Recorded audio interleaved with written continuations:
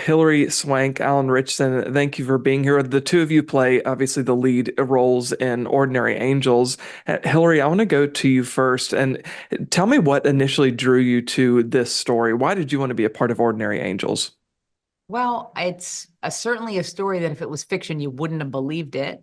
One, and two, it's just a very feel-good movie and a reminder of the impact and change we can make in another's life. Um, Mhm. we don't have to be perfect to do it. We don't have to have all our stuff together. We can be imperfect, flawed human beings that still see another person in need and be of service and really find our purpose through that.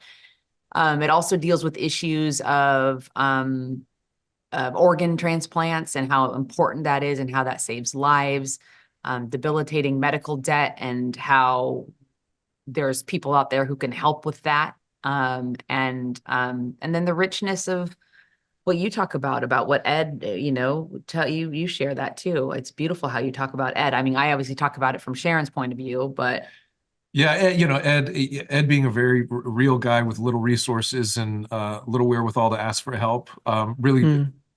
survived these struggles in a very remarkable way.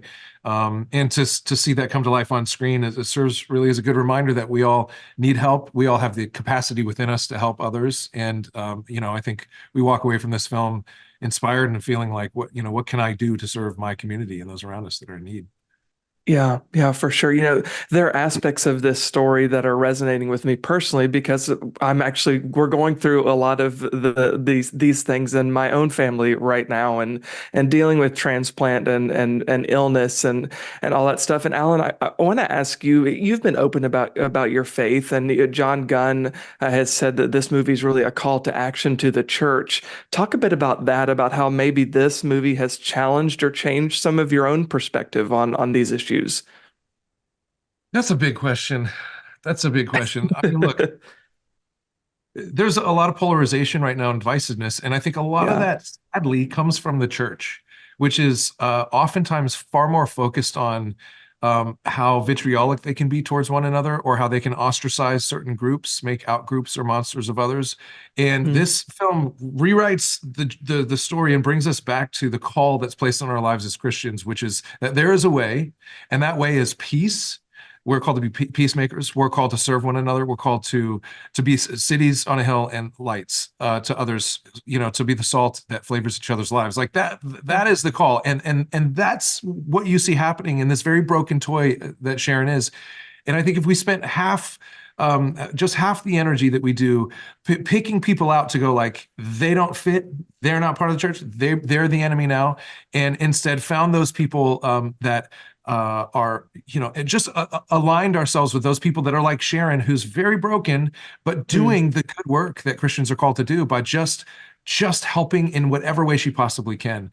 This is more the picture of what Christianity is all about. This film, where Yeah. broken people are receiving help and helping. amen. That was well Yeah. said.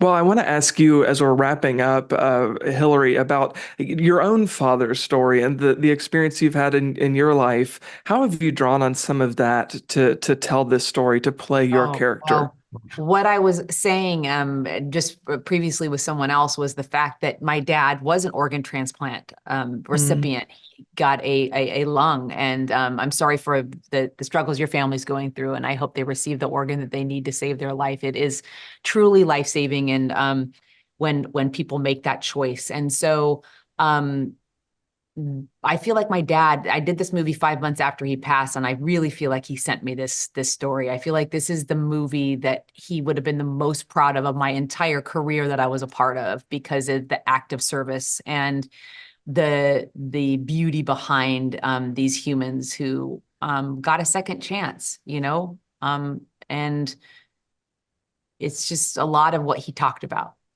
yeah. Yeah. Well, thank you both so much for taking some time. The movie is Ordinary Angels, and congratulations. I appreciate it.